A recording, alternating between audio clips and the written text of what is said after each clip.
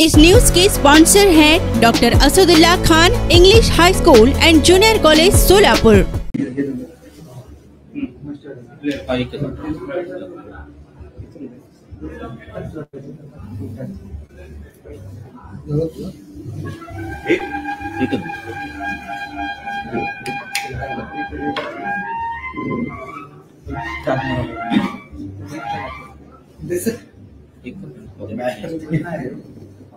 तो पढ़ना था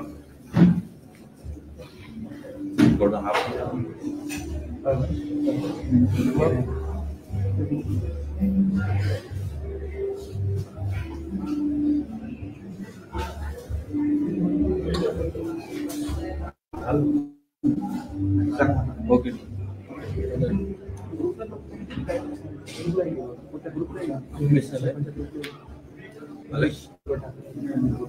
माझा मी रेडी।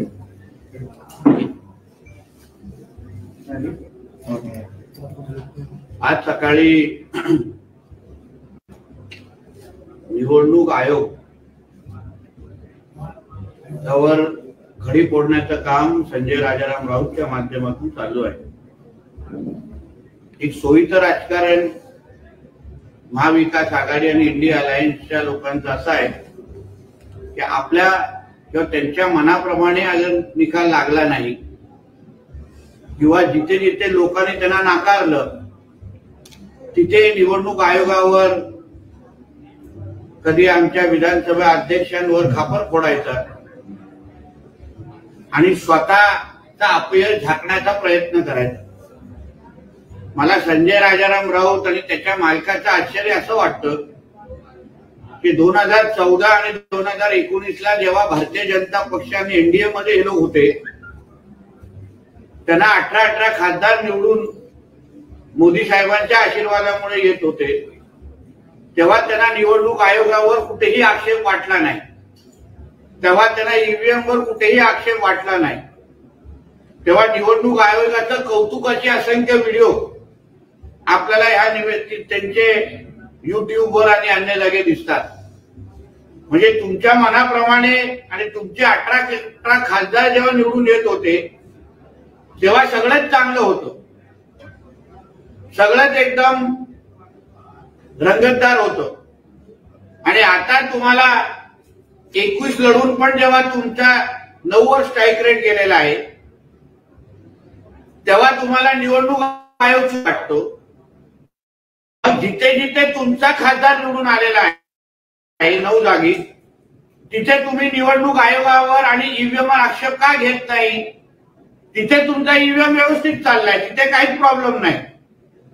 ही जी काही मानसिकता आहे, घाणेरडी मानसिकता आहे,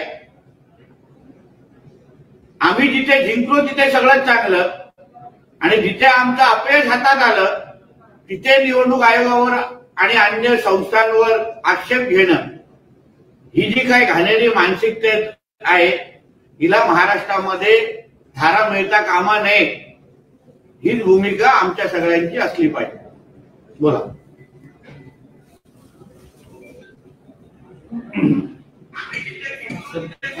संजय राऊत नाशिक शिक्षक मतदारसंघाच्या निवडणुकीच्या अनुषंगाने म्हणतायत की शेअर बाजाराप्रमाणे भाव लावला जात आहे, शिक्षकांना विकत घेऊ नका। तर नाशिक शिक्षक मतदारसंघामध्ये विद्यार्थी मतलब वर्गातला सर्वात चिटर विद्यार्थी शिक्षकांकडून अगर मतदान मागत असेल तर बिचाराच्या शिक्षकांना, नाशिकच्या शिक्षकांना काय वाटत असेल, ज्यांनी आतापर्यंत कुठलीही परीक्षा प्रामाणिक पद्धतीने दिली नाही, जो आपल्या मालक समान प्रिन्सिपल बरोबर प्रामाणिक राहिला नाही, तो संजय राजाराम राऊत अगर नाशिकच्या शिक्षकांकडून अगर मतदान मागत असेल आणि ज्ञान वाटत असेल तर त्या नाशिकच्या शिक्षकांच्या समोर मी आले पाहिजे। संजयराव रुसवे म्हणतात की मुख्यमंत्री येऊन गेले, ते कशासाठी येतात जातात हे माहिती आहे। मग तुझा जो मालक सगळीकडे फिरतो तो पण कशाला येत जातो हे पण तुला माहिती असलं पाहिजे। राज्याच्या मुख्यमंत्र्यांना नाशिक काय राज्यामध्ये फिरण्याचा अधिकार आणि ते लोकांमध्ये लोकप्रिय असल्यामुळे ते लोकांमध्ये राहतात. आणि तुला त्याच्याबद्दल जास्त कधी माहिती असेल तर तू जरा मीडियासमोर दे आणि आमच्या पण ज्ञानात भर टाक. यावर बोलताना पुढे संजय राऊत असंही म्हणाले की सुषमा अंधारे यांनी त्याबाबत व्हिडिओ दिला आहे. हेलिकॉप्टरमध्ये 20 कोटी उतरवले हे सगळ्यांनी पाहिले. असं आहे की त्याच्या बाबतीमध्ये जेव्हा निवडणूक आयोगाच्या लोकांनी परत एकदा जेव्हा मुख्यमंत्र्यांच्या ताफ्यातल्या बॅगा तपासल्या तेव्हा त्याच्यात काहीच सापडलं नाही. म्हणजे असे खोटे नाटे आरोप करून उगाच महाराष्ट्राच्या मुख्यमंत्र्यांची बदनामी या संजय राजाराम राऊतनी करू नये. नाहीतर कधीतरी तुझ्या रूम मधल्या बॅगा आम्हालाही तपासायला लागतील. डमी उमेदवारावरून संजय राऊत म्हणतात की ही पद्धत बंद व्हायला पाहिजे. लोकांना भ्रमित केलं जातं आणि मतं घेतली जातात. तेही तुला कळतील. तू बॅकडोर म्हणून जाणारा माणूस असल्यामुळे तुला निवडणुकीचा राजकारण आणि निवडणुकीची तंत्र हे कधीच करणार नाही. स्ट्राईक रेटवरून संजय राऊत असं म्हणतायत की सीएमचा स्ट्राईक रेट जो आहे त्यांचा बेईमानीचा स्ट्राईक रेट चांगला आहे. पैशाने स्ट्राईक रेट घेतला, मुंबईची जागा लुटली, थैले आणि खोकेचा स्ट्राईक रेट आहे. हो, आणि संजय राजाराम राऊतचा महिलांना शिव्या देण्याचा स्ट्राईक रेट अतिशय चांगला आहे. महिलांना धमक्या देऊन त्यांच्या घरावर दारूचा बॉटल मारण्याचा स्ट्राईक रेट संजय राजाराम राऊतचा अतिशय चांगला आहे. त्या स्ट्राईक रेटमध्ये महिलांच्या अत्याचारामध्ये महाविकास आघाडीचा स्ट्राईक रेट कोणच कमी करू शकत नाही, जेवढे मातब्बर लोक महाविकास आघाडीमध्ये आहेत. लोकसभेच्या निवडणुकीच्या बोलताना संजय राऊत म्हणतात की सगळ्यात जास्त केंद्राने आम्हाला टार्गेट केलं होतं, त्याचा फटका बसला. टार्गेट केलं नाही, वस्तुस्थिती मांडण्याचं काम केंद्राच्या आमच्या नेतृत्वाने आणि विविध नेते मंडळींनी केलेलं आहे. महाराष्ट्राची वाट आणि महाराष्ट्राला रसातळाला घेऊन जाण्याचं काम हे महाविकास आघाडीच्या काळात उद्धव ठाकरे मुख्यमंत्री असतानाच झालेलं आहे. म्हणून ज्यांनी महाराष्ट्राची वाट लावली, ज्यांनी महाराष्ट्राला पिछे हटे, तर त्याला त्याच्याबद्दलच बोलणार ना, जो बायडन बद्दल बोलणार काय? ठाकरेंच्या कारवाईबाबत बोलताना संजय राऊत म्हणतात की सगळ्यात आधी निवडणूक आयोगावर कारवाई केली पाहिजे. हे सरकार कोसळल्यावर पहिली कारवाई निवडणूक आयोगाच्या 3 अधिकाऱ्यांवर केली जाईल. सरकार कोसळायला काय ते वडापावचं दुकान नाही, शिव वडापावचं दुकान नाही. हे सरकार कोसळणार तर नाहीच, पण त्या अगोदर निवडणूक आयोगाच्या अगोदर संजय राजाराम राऊत आणि त्याच्या आजूबाजूच्या लोकांवर किती लवकर कारवाई होते हे येणाऱ्या दिवसामध्ये कळेल. तर जातीपातीच्या राजकारणाचा फटका एकट्या भाजपला कसा बसेल? जर राजकीय वोट बँक म्हणून कुणी एकाकडे बघतोय तर दुसरा दुसरीकडे बघतोय, असं विधान पंकजा मुंडेंनी केलं. त्याबद्दल मी त्यांचं विधान ऐकलं नसल्यामुळे मी त्याच्याबद्दल बोलू शकत. GR प्रमाणे ज्यांचं सर्टिफिकेट दिलं जात असतील तर ते योग्य आहे, ज्यांचं नसतील तर त्यांना दिले जाऊ नयेत, अशी भूमिकाही पंकजा मुंडेंनी घेतली. काहींचं मी हे बघितलं नसल्यामुळे, पत्रकार परिषद बघितलं नसल्यामुळे त्याच्यावर बोलणं उचित नाही. केंद्रीय निवडणूक आयोगाच्या आदेशानुसार शिवसेना पक्षप्रमुख उद्धव ठाकरे यांच्या आरोपांची शहानिशा करण्यासाठी राज्याच्या मुख्य निवडणूक अधिकाऱ्यांनी मुंबई उपनगर आणि ठाणे जिल्हाधिकारी अहवाल मागवण्याची माहिती आहे. योग्यच आहे, कारण का या पद्धतीने उद्धव ठाकरेंनी निवडणुकीच्या काळात पत्रकार परिषदे घेतली आणि चुकीची माहिती दिली आणि भ्रम पसरवला, तर माझ्या हिशोबाने त्यांची सगळ्या भाषणाची आणि पत्रकार परिषदेची माहिती घेऊन योग्य ती कारवाई झालीच पाहिजे. आणि हे चांगलं उदाहरण लोकांच्या समोर उभं केलं पाहिजे की असं कोणी येऊन चुकीची माहिती देऊन अगर मतदारांमध्ये भ्रम पसरवत असतील तर त्याच्यावर चांगलं योग्य ती आणि कडक कारवाई झालीच पाहिजे. जरांगे पाटील असं म्हणतात की पहिल्या टप्प्यात 22 आणि दुसऱ्या टप्प्यात 43 ठिकाणी आपण उमेदवारांची चाचपणी केली आहे, तिसऱ्या टप्प्यात चाचपणी करणार आहोत. परंतु आम्ही 288 विधानसभेच्या जागा लढवल्या नाही तरी 288 जागा पाडू. चांगलं आहे. आता त्यांनी मनात घेतलंच आहे, अगर त्यांनी निवडणूक लढवायला पाहिजे तर कडवट मराठा म्हणून त्यांनी मागे बघू नये. मराठा शब्द हा बंदुकीच्या गोळीसारखा असतो. जर त्यांनी एवढं चांगलं सर्वे केलेलं आहे तर त्यांनी मैदानात यावं. नांदेडच्या भाजपच्या चिंतन बैठकीस अशोक चव्हाणांची गैरहजेरी, रावसाहेब दानवे यांच्या उपस्थित झालेली बैठक, मात्र चव्हाणांच्या अनुपस्थितीमुळे चर्चांना उधाण आले. त्याबद्दल माहित नाही, ते नेमकं चव्हाण गेले कुठे चव्हाणांनाच विचारलं पाहिजे. तेव्हा अनेक प्रश्न. भाजपच्या 2 नेत्यांनी पक्षाला सोडचिठ्ठी दिली आहे. माजी केंद्रीय मंत्री सूर्यकांत पाटील विधानसभा निवडणुकीवर मोठा निर्णय घेण्याची शक्यता, तर भाजप नेते माजी आमदार रमेश कुटे यांचाही भाजपला रामराम. ठीक आहे, 2 गेले असतील पण 4 येण्याच्या तयारीमध्ये आहेत. येणाऱ्या दिवसामध्ये बघा किती कोण येतात.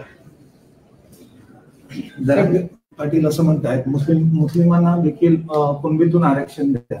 मुस्लिम धर्माला धर्माच्या नावाने आपल्या संविधानामध्ये कोणालाही आरक्षण मिळू शकत नाही. म्हणून अशा पद्धतीच्या मागण्या हा संविधानामध्ये मांडणारा नाही. उलट मुस्लिम धर्मामध्ये असणाऱ्या जे विविध जाती आहेत, उदाहरण ही गरीब जात आहे, त्या जातीच्या नावाने आरक्षण मागा ना. त्याच्यामध्ये मागासलेली जी जात आहे त्याच्यामध्ये आरक्षण मागा.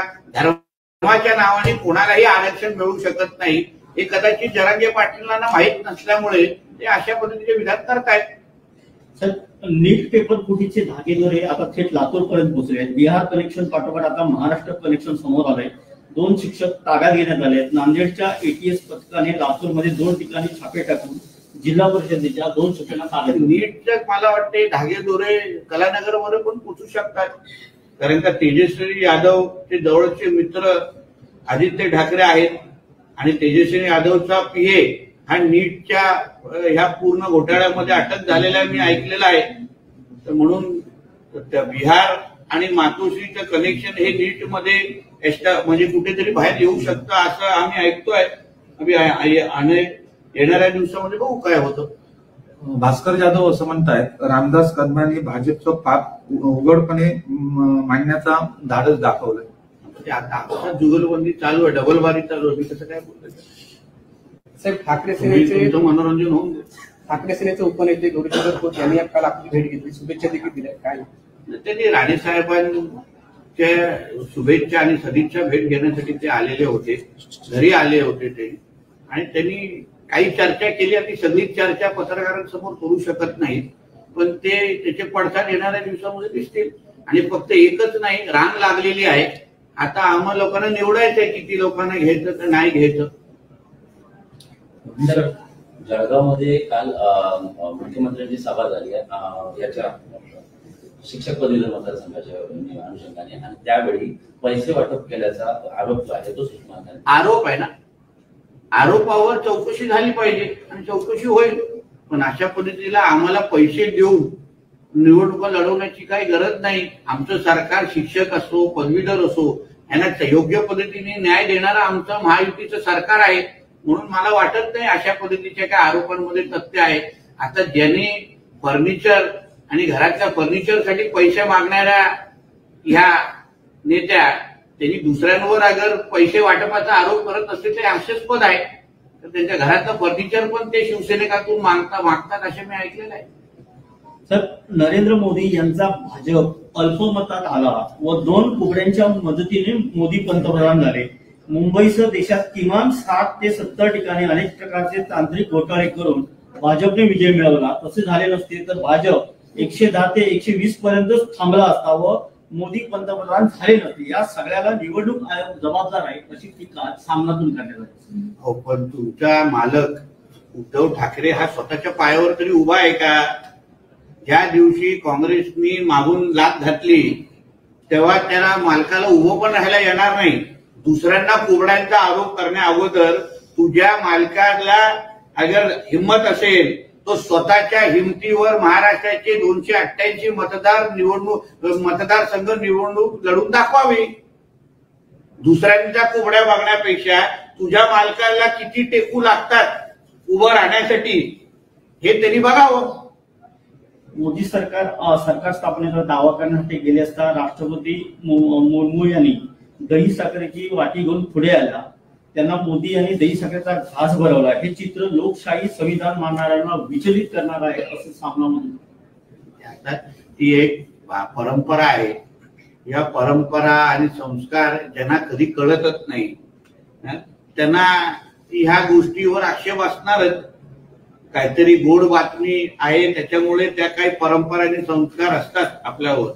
त्या गोष्टी सामना आणि संजय राजाराम राऊत कडून अपेक्षा करणं हेच मुळात चुकीचं आहे. म्हणून त्याच्यामध्ये आश्चर्य तुम्हाला वाटू नका.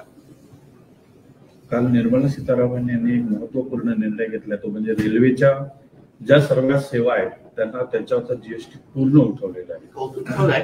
त्याच्यामुळे निश्चित पद्धतीने रेल्वे क्षेत्रामध्ये फार मोठे बदल होतील आणि लोकांना त्याचा मोठ्या प्रमाणामध्ये फायदा होईल. म्हणून जे जे शब्द मोदी साहेबांनी ह्या तिसऱ्या टर्मसाठी दिलेले होते ते सगळे शब्द पूर्ण करण्याची प्रक्रिया आता ह्या निमित्ताने सुरू झालेली असं दिसतंय. थँक्यू. धन्यवाद. Welcome to doctor Asadullah Khan English medium school and junior college, जहां हम बनाते हैं मजबूत बुनियादें और संवारते हैं बच्चों का मुस्तकबिल. 10 एकड़ के विशाल कैंपस के साथ ये स्कूल सोलापुर के सबसे बड़े स्कूलों में से एक है. यहाँ natural football ground, volleyball court, basketball courts और बच्चों के लिए एक चिल्ड्रंस प्ले पार्क है. क्वालिफाइड टीचर्स के साथ साथ डिजिटल क्लासरूम्स भी है. बच्चों के ऑलराउंड डेवलपमेंट के लिए इंडोर स्पोर्ट्स अरेना, जिसमें टेबल टेनिस, चेस और कैरम बोर्ड जैसे गेम्स है. राइफल शूटिंग और आर्चरी की भी फैसिलिटीज तैयार की जा रही है. आत्मविश्वास बढ़ाने और आत्मरक्षा सीखने के लिए लड़कियों और सभी स्टूडेंट्स के लिए टेक्वांडो एंड कराटे सेशंस रखे जाते हैं.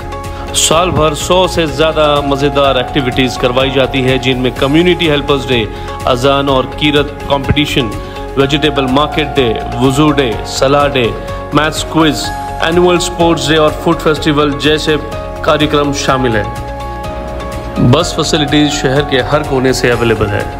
अपने बच्चे की ओवरऑल डेवलपमेंट और बेहतर फ्यूचर के लिए आज ही एनरोल कीजिए doctor Asadullah Khan English medium school and junior college में.